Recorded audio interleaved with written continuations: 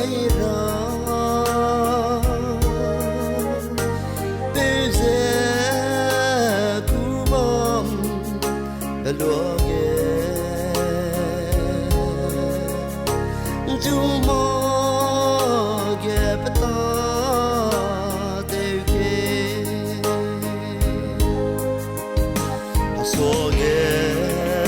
đuôi cái đi bom xe con đúng về hoa kinh về đâu nhưng ngầm là lệ à ring tiếng hang ghé đôi bùa ring tiếng y bom bé lúa ghé à quăng nè ngua gai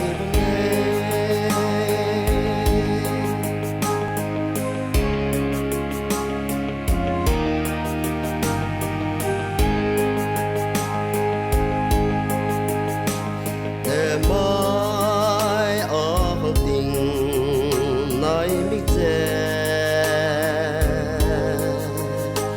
kêu đi bất cũng lệ mê ngâu mơ thế lỡ lỡ lệ vong chú sao ngày sẽ lâu lươn gái rê lâu hằng ghé lui bỏ bị đè thì dễ số ghé đuôi cái đi bấm xe đè con đúng về hoa kinh về đâu nhưng ngầm là lệ à ring tiếng hang ghé đôi bùa ring tiếng y bom bé lúa ghé à quăng nè ngua gai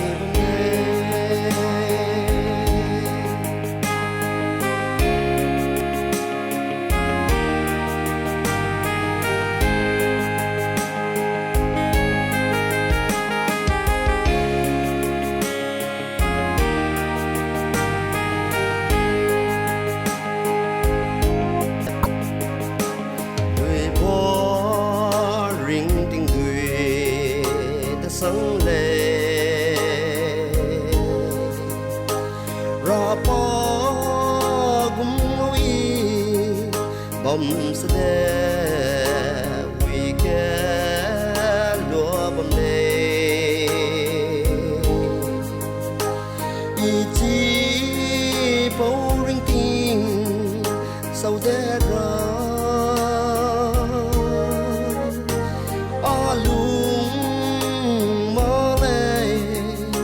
a ring tiếng